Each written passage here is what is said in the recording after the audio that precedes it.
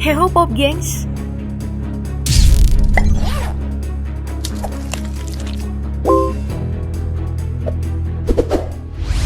Selamat datang di Trend of the Day, kumpulan kabar hangat harian versi daftar populer. Disinilah tempat kamu update kabar-kabar hangat secara cepat. Kita akan update terus kabar trending tiap 2 kali sehari. Dan ya, update pertama adalah kasus kematian mendiang Brigadir J. Pak Sambo telah ditetapkan sebagai tersangka pada tanggal 9 Agustus 2022. Disampaikan langsung oleh Kapolri Jenderal Listio Sigit Prabowo di Mabes Polri. Tanggal 25 Agustus 2022, sidang kode etik Polri digelar secara tertutup, tapi disiarkan langsung meski tanpa suara. Hasilnya adalah Pak Sambo dinyatakan telah melanggar kode etik Polri. Dengan ini beliau akhirnya diberhentikan secara tak hormat alias dipecat. Ada adegan mengejutkan jelang sidang kode etik. Seorang brimob mengamuk dan membentak wartawan. Hal ini ditengarai karena suasana sangat berdesak-desakan dan ramai. Brimob ini kemungkinan mengharap bentakannya bisa menertibkan para wartawan ya. Wahai wartawan, kalian kalau tidak mau tertib, saya tidak peduli, di luar semua. Tanggal 30 Agustus 2022, rekonstruksi atau reka ulang pembunuhan Brigadir J dilakukan di rumah pribadi Ferdi Sambo di Jalan Saguling 3 dan rumah dinas di Kompleks Polri Duren 3. Dua rumah yang hanya berjarak 1 km. Dimulai pukul 10 waktu Indonesia Barat dan berlangsung selama 7,5 jam. Menghadirkan kelima tersangka yakni Barada Richard Eliezer atau RE, Bribka Riki Rizal atau RR, Kuat Ma'ruf atau KM, Putri Chandrawati atau PC, dan bintang utama kita semua Irjen Ferdi Sambo atau FS.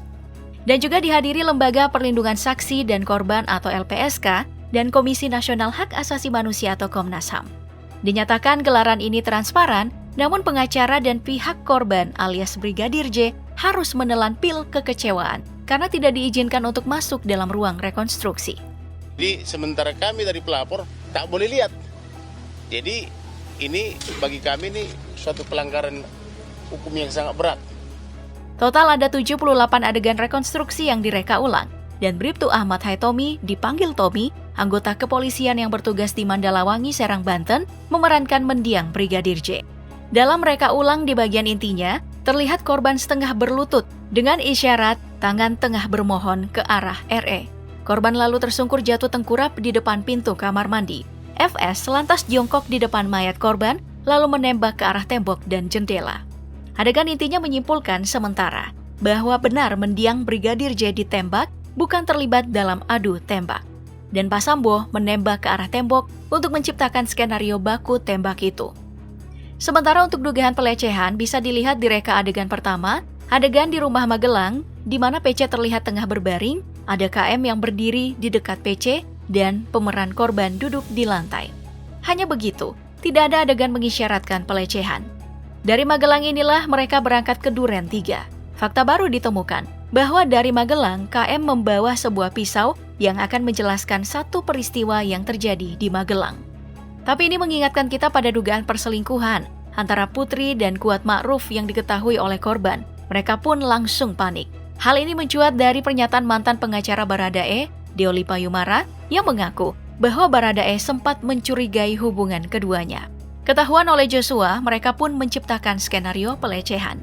Sebelum rekonstruksi, keterangan Putri memang seringkali berubah-ubah. Mengutip Kompas, pengakuan Putri Chandrawati kepada Komnas HAM dan Komnas Perempuan beberapa waktu lalu mengaku menerima tindak kekerasan seksual oleh Brigadir Yosua di Magelang.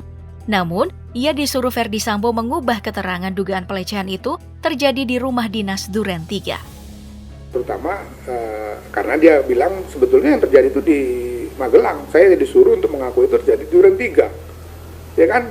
Kesimpang siuran ini kan harus diluruskan dengan mencari fakta yang sebenarnya seperti apa. Gitu.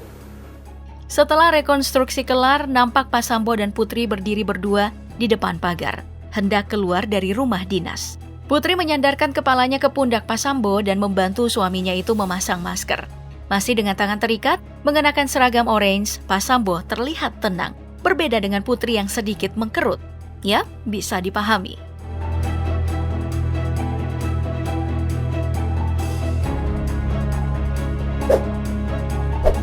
Update kasus kedua adalah dinamika perseteruan antara pesulap merah dengan para dukun. Dari video yang beredar, Gus Samsudin akhirnya meminta maaf dan ingin damai.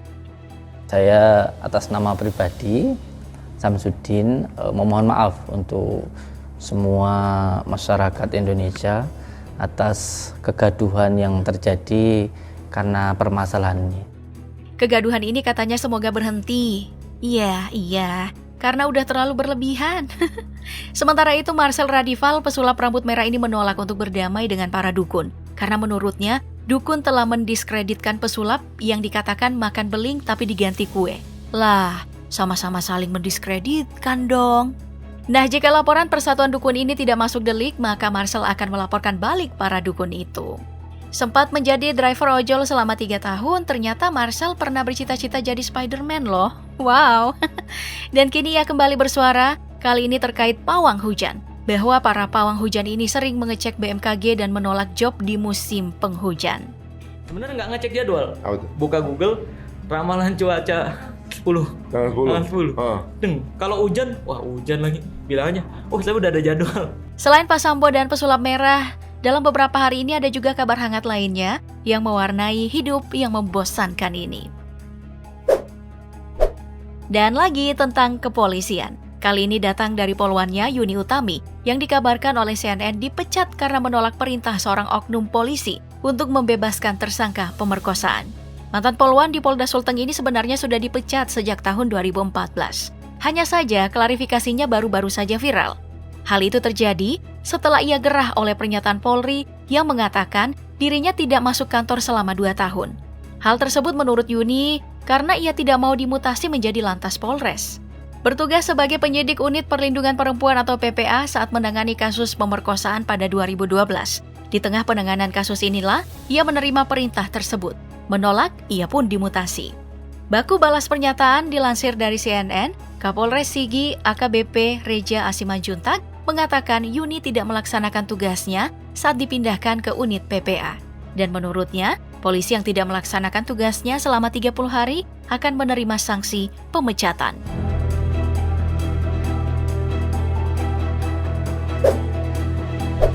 Kabar lainnya yang tak kalah heboh nih, Direktur Utama atau Dirut PT Taspen Persero Antonius NS Kosasi yang mendadak viral di media sosial. Tatkala beredar video yang diduga penggerebekan istri sahnya, mendapatinya bersama seorang wanita yang diduga adalah pramugari berinisial TMY. Terkait hal ini, istri ASN pada tahun 2021 juga dikabarkan melaporkan suaminya atas tindakan KDRT yang diterimanya.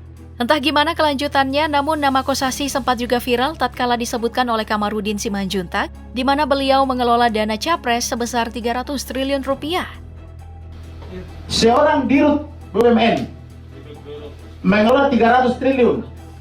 Ditunjuk sebagai Direktur Utama Taspen pada tahun 2020 lalu, Kosasi juga pernah jadi perbincangan setelah disinggung oleh Sri Mulyani terkait dana pensiunan yang dinilai memberikan beban bagi negara. Jumlahnya mencapai 2,8 triliun rupiah.